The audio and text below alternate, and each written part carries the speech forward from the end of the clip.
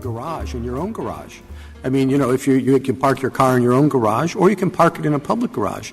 You can go to Radio Shack and buy an antenna and a DVR, or you can rent those facilities somewhere else from Aereo. They've got an antenna. They'll let you use it when you need it, and they can, record the stuff as well and let you pick it up when you need it.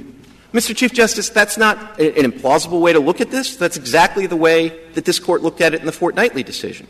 But Congress in 1976 decided it was going to look at it differently. And it said that if you are providing a service, even if you're providing a service that one could reconceptualize as just renting out antennas that somebody could put on their own house, the person that provides that service on an ongoing basis and in the process exploits the copyright of works of others is engaged in a public performance. That is clearly what they were trying to do in the 1976 Act by adding the transmit clause. Well, the Second Circuit analogized this to its Cablevision decision. So maybe you could explain to me what is the difference in your view between what Aereo does and a remote storage DVR system. Does the difference have to do with the way in which the cable company that has the remote storage DVR system versus Aereo acquires the program in the first place? Does it have to do with the number of people who view this program that's been recorded? What is the difference? I think the potential difference, and as both the cloud locker storage and this example, I don't think this Court has to decide it today. I think it can just be confident they are different. Here is — Well, I don't find that very satisfying, because I need to know how far the rationale that you want us to accept will go, and I need to understand, I think, what effect it will have on these other technologies. I had the same question. Just assume that Cablevision is our precedent. I know that it isn't, but let's just assume that it is. How would you distinguish the Cablevision from your case? And how's it applicable here? Assume that it's binding precedent. Just that's a hypothetical. Okay, but Justice Kennedy, I'd like to answer both your questions by assuming that the result in Cablevision is right, but I don't have to necessarily buy the reasoning, because I think the reasoning of Cablevision is profoundly wrong. So let me circle back to that. But the reason there's a fundamental difference between the RS-DVR at issue in Cablevision and what Aereo provides is, as Justice Alito alluded to, the fact that there's a license in the Cablevision context to get the initial performance to the public.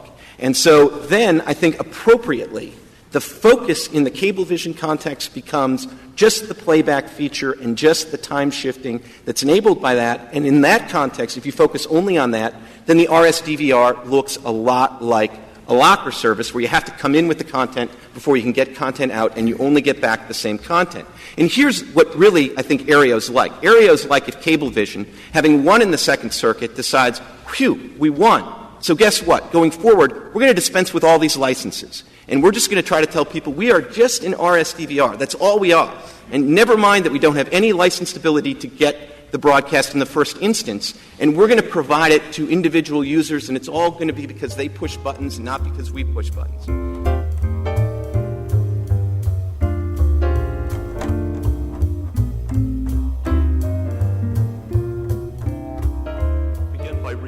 Two of the points that Mr. Clement made. The first is that what Aereo is doing is really the functional equivalent of what Congress in the 1976 Act wanted to define as a public performance. As the Chief Justice said, one potential way of looking at this is that Aereo and companies like it are not providing services. They are simply providing equipment that does in a more sophisticated way what the viewer himself can do. It's a plausible way of looking at the world. That's what the Court in Fortnightly and Teleprompter said, but Congress acted to override that and to make clear that cable services that used one big antenna to pull broadcast signals out of the sky and reroute it to their subscribers, those people were engaged in public performances, and they ought to be paying royalties.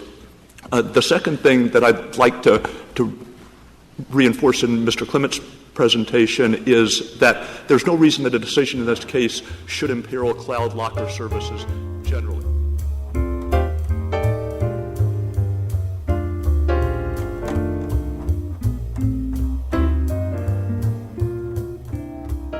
Judge Chin right when he said that there was no technically sound reason to use these multiple antennas.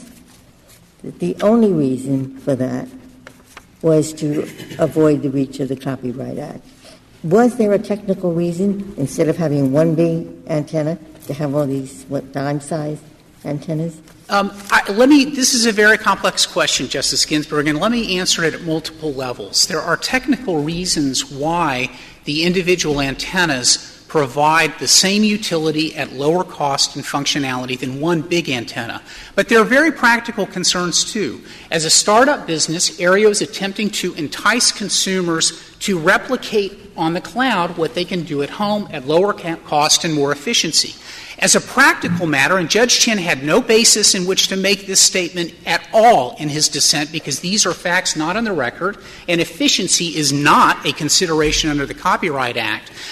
You can't do multiple channels over the Internet anyway.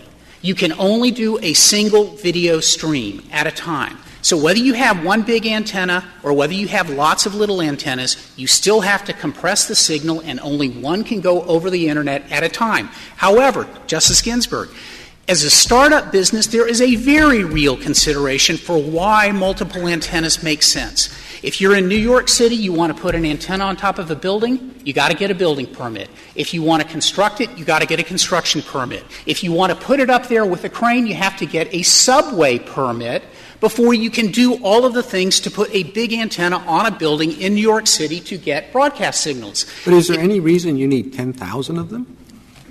I mean, well, can't you put just if your model is correct, can't you just put your antenna up and then do it? I mean, there's no technological reason for you to have 10,000 dime-sized antenna other than to get around the copyright laws. Well, the point of the copyright laws, though, Your Honor, shouldn't turn on the number of antennas. It turns on whether the person who is receiving the signal that comes through the Internet is privately performing by initiating the action of that antenna, getting a data stream, having that signal compressed so that it can be streamed over the Internet through a user-specific, user-initiated copy. That may well be, but it doesn't contradict the Chief Justice's question. I mean, you're just saying that by doing it this way, you don't violate the copyright laws, but his question is there any reason you did it other than not to violate the copyright laws? We understood, yes, there is a reason, Justice Scalia. We wanted to tell consumers you can replicate the experience at very small cost. You know you have a right to put an antenna on your roof and put a DVR in your living room. We can provide exactly the same antenna and DVR for a fraction of the cost by putting it over the cloud.